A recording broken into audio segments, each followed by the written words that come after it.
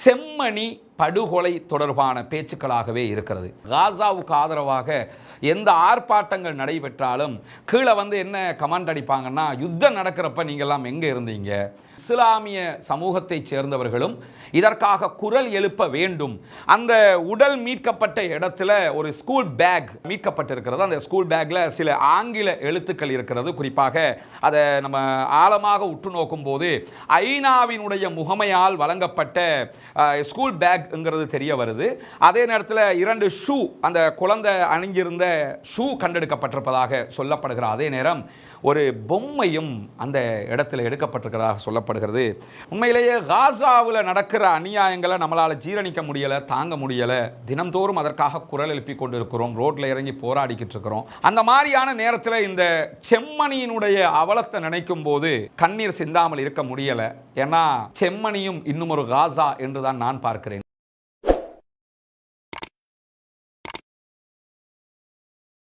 அன்பிற்கினிய சகோதர சகோதரிகளே, நம் அனைவர் மீதும் ஏக இறைவனுடைய அமைதியும் கருணையும் உண்டாகட்டுமாக என்கிற உயரிய பிரார்த்தனைகளோடு நம்ம தொடர்ச்சியாக காசாவில் நடக்கக்கூடிய அநியாயங்கள், இஸ்ரேலுடைய கட்டுப்பாடற்ற அட்டூழியங்களை பற்றிய வீடியோக்களை 600 நாட்களுக்கு மேலாக பார்த்து வர்றோம். இந்த சந்தர்ப்பத்தில் இலங்கையில் தற்போது ஒரு பெரிய பரபரப்பை உண்டாக்கி இருக்கக்கூடிய, மனதால் ஏற்றுக்கொள்ள முடியாத, ஜீரணிக்க முடியாத ஒரு சம்பவமும் நடந்திருக்கிறது. அது என்ன என்கிறதையும் நாம் அத்தனை பேரும் தெரிந்து கொள்ள வேண்டும். அது என்னன்னா, நமக்கெல்லாம் தெரியும், இலங்கையில் ஒரு 2 தசாப்தங்களுக்கு மேலாக பாரிய யுத்தம் ஒன்று நடைபெற்றது. தமிழீழ விடுதலை புலி இயக்கத்தைச் சேர்ந்தவர்கள் தமிழ் ஈழம் வேண்டும் என்று ஒரு போராட்டத்தை முன்னெடுத்திருந்தார்கள். இலங்கையினுடைய அரசாங்கம் அதற்கெதிரான யுத்தத்தை நடத்தி கொண்டிருந்தது. 2 தரப்பாருக்கும் இடையில் நடைபெற்ற சண்டை ஓய்ந்து கிட்டத்தட்ட 2 தசாப்தங்களை நாம் கடந்துகிட்டு இருக்கிறோம். இதிலே ஏகப்பட்ட இழப்புகளை நாம் சந்தித்து விட்டோம். 2 தரப்பிலையும் நடந்த சண்டைங்கிறது சாதாரணமாக கடந்து போகிற ஒன்று அல்ல.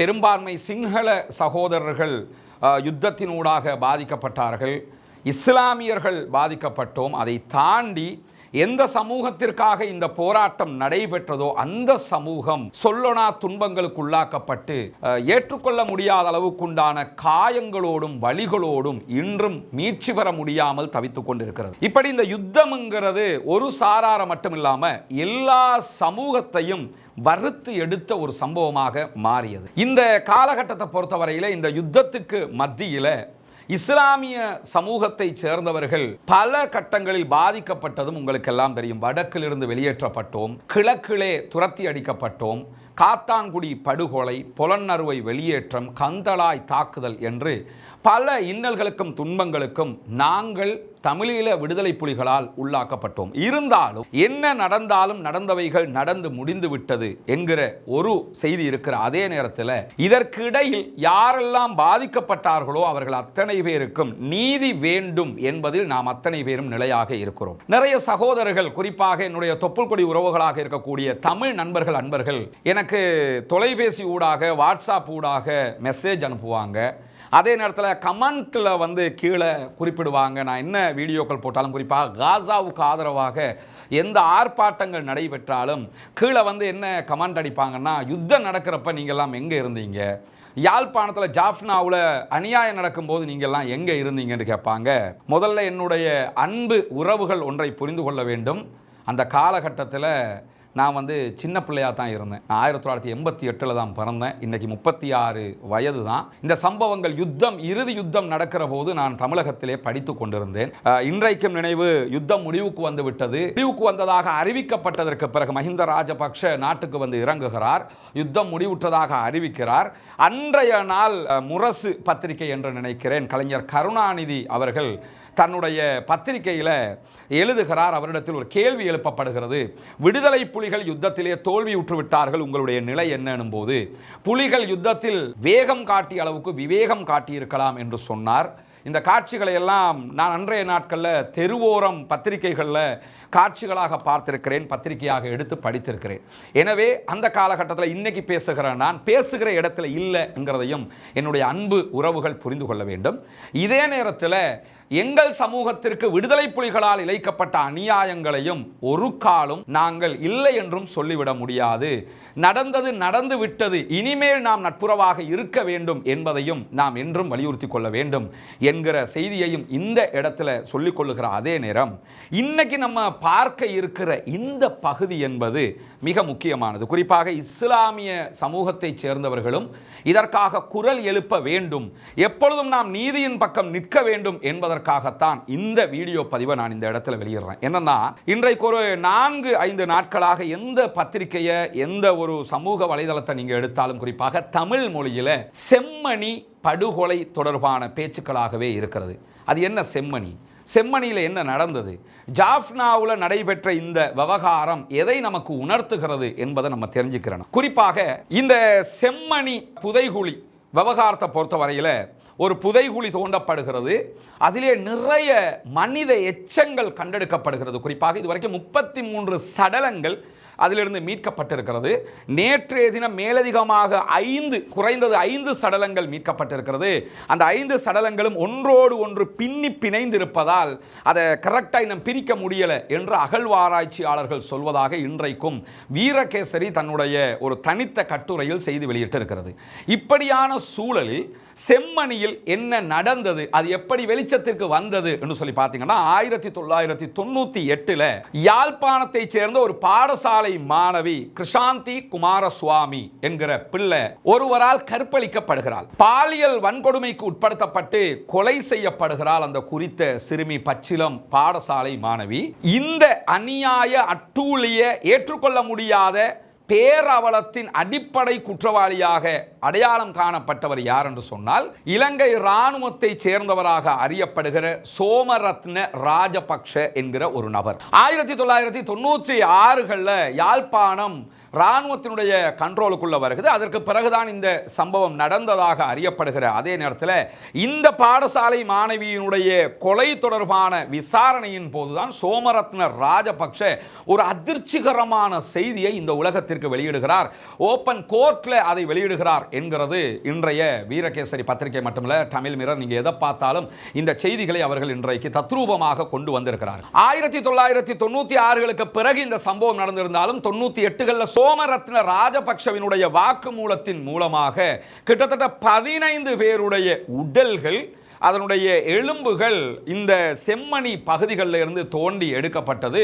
அதற்கு பிறகு அது ஏதோ ஒரு வகையில் அடுத்த அகழ்வாராய்ச்சிகள் நடத்தப்படாமல் நிறுத்தி வைக்கப்பட்டிருந்த நேரத்தில் சர்வதேச மன்னிப்பு சபையில் இருந்து பல பேரும் பல தடவை கோரிக்கைகளை விடுத்துக்கிட்டு இருந்தாங்க. தயவு செய்து செம்மணி புதைகுழிகளை நீங்கள் தோண்ட வேண்டும், அங்கே அகழ்வாராய்ச்சிகளில் ஈடுபட வேண்டும் என்கிற கோரிக்கைகள் முன்வைக்கப்பட்டு வந்திருந்தது. சோமரத்ன ராஜபக்ஷவினுடைய வாக்குமூலத்தின் பிரகாரம் அவருக்கும் அவரோடு இணைந்த 7 இராணுவத்தை சேர்ந்தவர்கள் மீதும் வழக்கு பதிவு செய்யப்பட்டு அவர்களுக்கு தண்டனையும் வழங்கப்பட்டிருக்கக்கூடிய நிகழ்வுகளும் இலங்கையில் நடந்தேறிவிட்டாலும், இந்த செம்மணியில் நடைபெற்ற அடுத்த கட்ட புதைகுழி விவகாரங்கள் தொடர்பான தோண்டுதல்கள், தேடப்படுதல்கள் அப்படியே மழுங்கடிக்கப்பட்டிருந்த நேரத்தில் குறைந்தது 300 தொடக்கம் 400 பேர் இந்த இடத்திலே கொல்லப்பட்டிருக்கலாம், புதைக்கப்பட்டிருக்கலாம் என்கிற சந்தேகங்கள் தொடர்ந்து எழுப்பப்பட்டு வருகிறது. இதுவரைக்கும் தோண்டப்பட்டிருக்கக்கூடிய சடலங்களுக்குள்ள நீங்க பார்த்தீங்கன்னா ஒரு 8 வயது மதிக்கத்தக்க ஒரு குழந்தையினுடைய உடல் மீட்கப்பட்டிருக்கிறது. அந்த உடல் மீட்கப்பட்ட இடத்துல ஒரு ஸ்கூல் பேக் மீட்கப்பட்டிருக்கிறது. அந்த ஸ்கூல் பேக்ல சில ஆங்கில எழுத்துக்கள் இருக்கிறது. குறிப்பாக அதை நம்ம ஆழமாக உற்று நோக்கும் போது ஐநாவினுடைய முகமையால் வழங்கப்பட்ட ஸ்கூல் பேக்ங்கிறது தெரிய வருது. அதே நேரத்தில் 2 ஷூ, அந்த குழந்தை அணிஞ்சிருந்த ஷூ கண்டெடுக்கப்பட்டிருப்பதாக சொல்லப்படுகிற அதே நேரம் ஒரு பொம்மையும் அந்த இடத்துல எடுக்கப்பட்டிருக்கிறதாக சொல்லப்படுகிறது.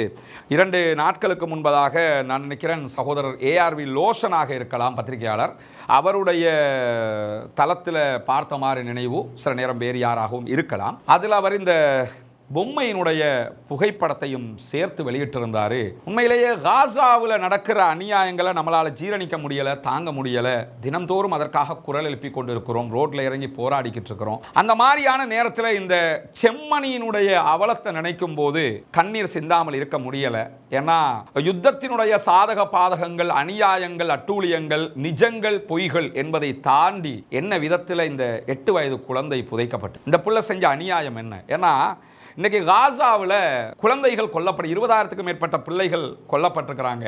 நேற்று ஒரு பிள்ளைக்கு அநியாய அட்டாக் நடைபெற்றிருக்கிறது. மருத்துவமனையில் பிள்ளை குற்றுயிரும் கொலையுருமாக இருக்குது. அந்த பிள்ளையினுடைய தகப்பன் கையில் ஒரு மருந்து, அந்த ட்ரிப் ஏற்றுறாங்க, அதை கையில் வச்சுக்கிட்டு இருக்கிறார். அவர் உடம்பெல்லாம் அப்படியே தூசு படிந்து அவரும் இரத்தமும் கரையுமாக நிற்கிறார்.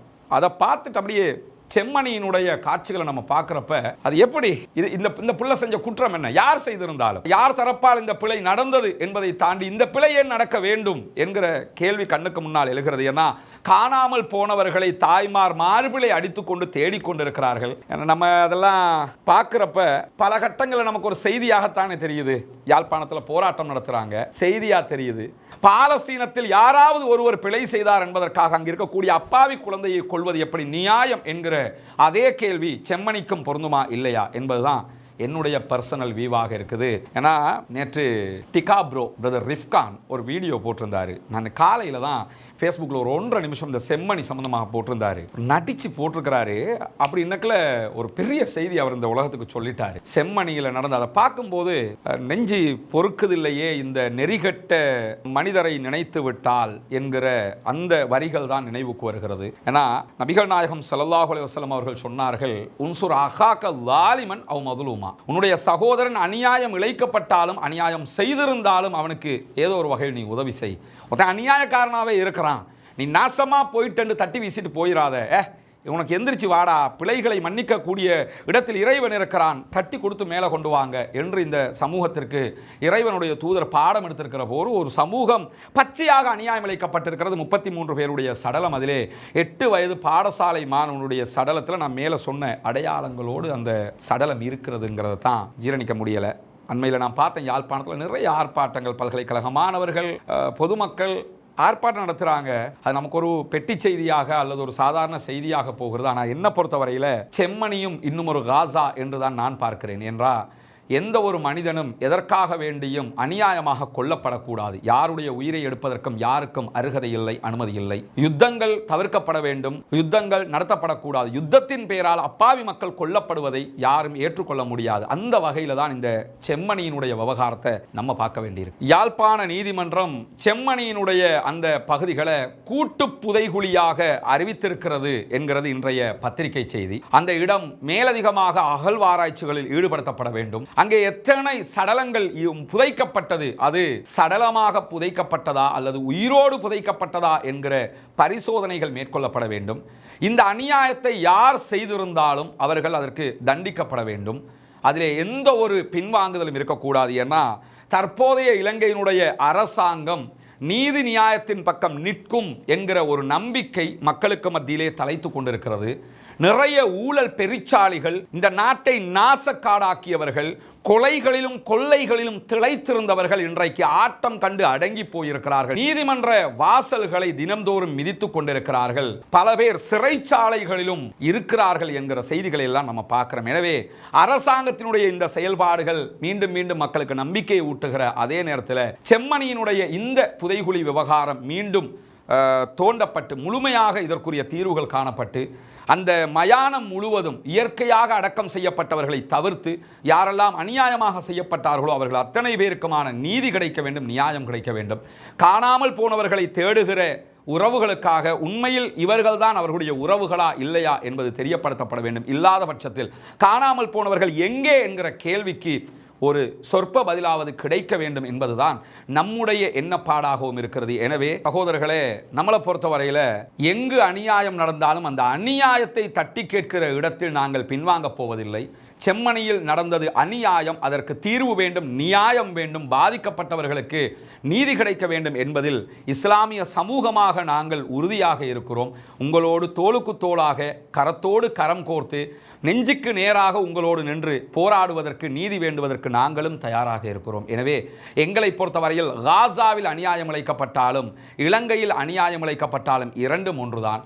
விடுதலை புலிகளால் நாங்கள் அடைந்த துன்பங்கள், கஷ்டங்கள், துயரங்களை எங்களால் மறக்க முடியாது. எங்களுடைய பள்ளி வாயில்களுக்குள் அவர்கள் வந்து செய்த அட்டூழியங்களை நாங்கள் ஒருபோதும் மறக்கவில்லை. ஆனால் விடுதலை புலிகள் எங்களுக்கு அநியாயம் செய்ததற்காக அப்பாவி தமிழ் சமூகத்தின் மீது இழைக்கப்பட்ட அநியாயத்தை ஒருபோதும் நாங்கள் கண்டும் காணாமல் இருக்க முடியாது. அந்த அநியாயத்தை பேசுகிற அதே நேரம் அப்பாவி தமிழ் உறவுகளுக்காகவும் நாங்கள் எப்போதும் பேசுவோம் என்பதையும் நீங்கள் மனதில் கொள்ள வேண்டும். எனவே மீண்டும் சொல்கிறேன், காசாவும் செம்மணியும் எங்களுக்கு வேறாக நாங்கள் பார்க்கல. அங்கு மரணித்தாலும் குழந்தைகள் தான், இங்கு மரணித்தாலும் குழந்தைகள் தான். அதுவும் உயிர், இதுவும் உயிர். அங்கும் நீதி வேண்டும், இங்கும் நீதி வேண்டும். எனவே இரண்டு சமூகத்திற்காகவும் இரண்டு சமூகமும் கரம் கோர்த்து நீதியை வேண்டுவோம். காசாவுக்காக நாங்கள் மட்டும் பேசலை, உங்கள் தலைவர்களும் பேசிக்கொண்டிருக்கிறார்கள். குறிப்பாக ஸ்ரீதரன் அவர்கள் பாராளுமன்றத்திலே ஆரம்ப நாட்களிலேயே பேசிய பேச்சுக்களை நான் இன்றைக்கும் நினைத்து பார்க்கிறேன். சகோதரர் சாணக்கியனுடைய காசாவுக்கான பேச்சுக்களை நான் இன்றைக்கும் ஆதரிக்கிறேன், ஆசுவாசமாக அதை ஏற்றுக்கொள்கிறேன். அதே போன்று ஐயா சுமந்திரனாக இருக்கலாம், மரணித்த உங்களுடைய தலைவர் சம்பந்தன் ஐயா அவர்களாக இருக்கலாம், அத்தனை பேருமே நீங்கள் பாலஸ்தீனத்திற்காக நின்றீர்கள். உங்களுக்காக என்றைக்கும் உங்கள் மக்கள் பட்ட துயரங்களை எங்கள் மக்கள் பட்ட துயரங்களாக உங்களோடு நாங்களும் நிற்போம் சகோதரர்களை என்று கூறி ஆழ்ந்த கவலையோடு இந்த சம்பவத்தை உங்களோடு பகிர்ந்து கொண்டு முடித்துக் கொள்கிறேன். வாஹர் தஅவானா அல்ஹம்துலில்லாஹி ரப்பில் ஆலமீன். வல்ல இறைவன் நம் அனைவரையும் நல்ல எண்ணங்களோடு இணைத்து வைப்பானாக. நன்றி.